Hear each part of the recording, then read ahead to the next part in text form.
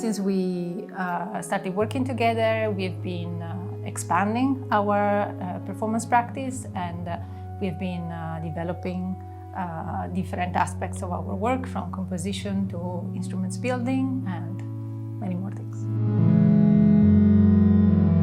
My name is Nicoletta, and I'm part of Passepartout Duo. We've been working together for the last 8 years or so.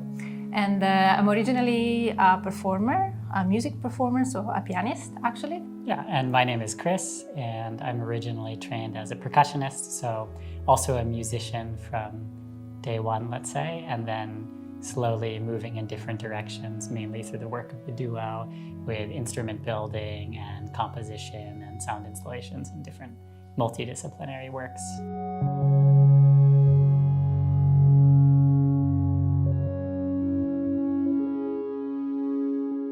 Well, I think like a lot of musical groups, we chose a name because at a certain point you need to choose a name and you just pick something, and that's the thing we picked, and now we're stuck with it like everybody. But I think the idea behind it is Passepartout is like a key that opens any door. So it's something that goes anywhere. And we like to see the duo as our own key to the world. Yeah, and I think we interpret it both in a geographical cultural point of view.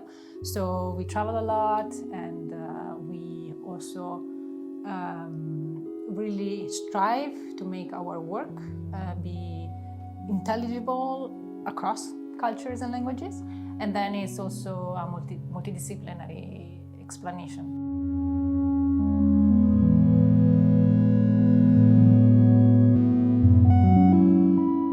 Sure, yeah. So, well, we're working on like different things in parallel, and also, well, I would say one of the major benefits to being here from our perspective is the ability to try things really easily. So that's kind of inspired us to just try a lot of things and see, oh, will this work? Will this work? Because normally when we want to try something, we need to like kind of work on it for some months, and then if it doesn't work, it's like really a huge problem. But here, if something doesn't work, you just kind of try it again the next day, which is really wonderful. And so we had made this sound installation last year with these kind of rocking platforms, like rocking back and forth platforms that we kind of set into motion as performers that make different sounds. And so we wanted to make a new version of that, which can be a lot more portable and which is a lot more suited to the way that we normally make music and normally go around making music. And so we're working on that, especially making use of the laser cutter and making everything kind of flat, packed, like. And then at the same time, making a lot of like synthesizers and electronic musical instruments, also focusing on the spatialization of sound. So we're also doing some experiments with transducers on different materials to see if we can have some like kind of small speakers in space with different materials making different sounds. Yeah, so I would say the two main concepts, the one related to the platforms is not only the rocking, but also because they work through electromagnetism, which is a way of working with sound that we've been exploring for a while, and that is endless for us. So one concept is this electromagnetism applied to sound transmission and performance, and the second one is this specialization of the sound.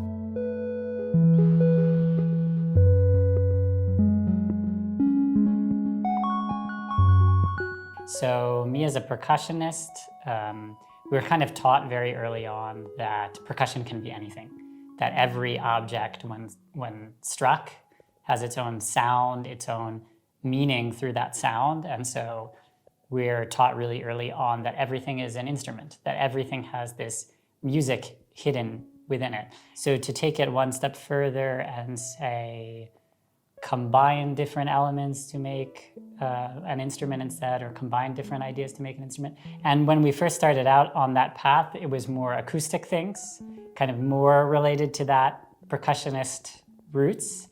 And at the same time, we were still using a lot of electronics just in terms of using the computer to kind of supplement the sounds we were making.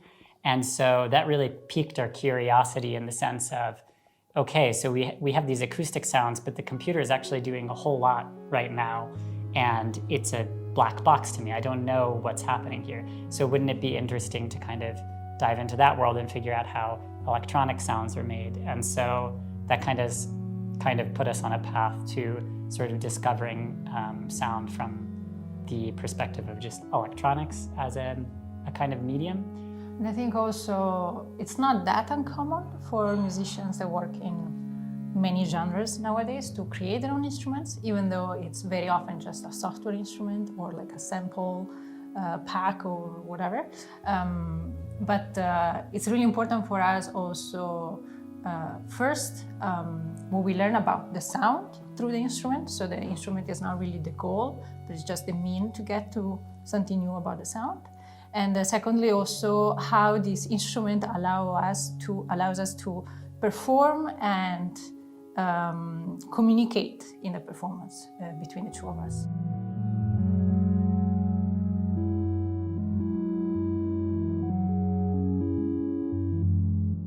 I'm the chaos and Chris is the order. Sometimes, yeah. So I throw the stone and Chris puts it in the right spot. Now, well, I think at this point it's been so many years that we don't really think about how we do what we do anymore, that it's like become very natural in a way.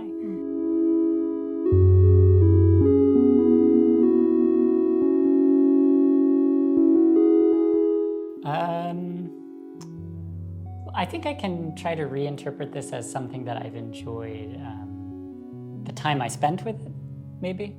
And so, yeah, there's like a live set that we've been playing for about a year and a half or 2 years, something like that.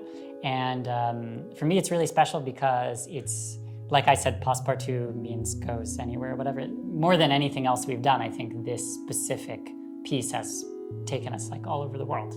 And so I'm really happy about that. And it's been super a pleasure to present it all over the place. I think instead it's one instrument that we built and that we have been traveling with for this live set.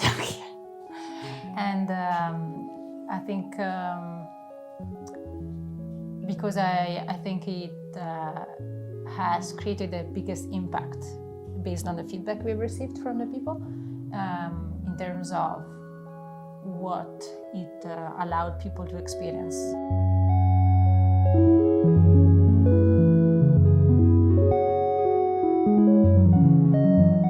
The key rule is low cost. Yeah.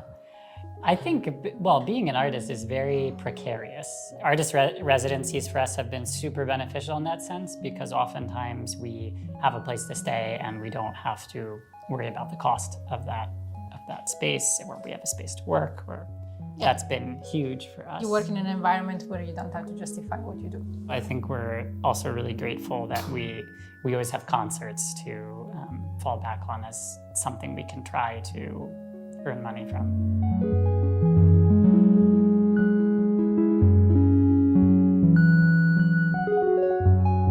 The makerspace is completely, I would say, unique experience for us, actually. Yeah, absolutely. And so we are really enjoying spending most of our time here. And there's two things that resonate with us because of our experience with traveling.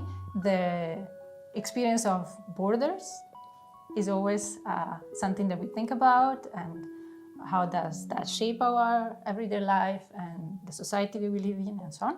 So obviously, Nicosia is a very good location where to think about that.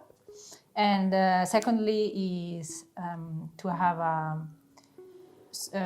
country that is multicultural, has been multicultural for such a long time, more than others. And so, yeah, I think we like also to experience that. You know, some borders are just become completely invisible, and others you really feel there's a border here. And it's interesting the way it impacts society, the way it's perceived by different types of people within that society, and what they'll say about it. But yeah, it's quite interesting for us.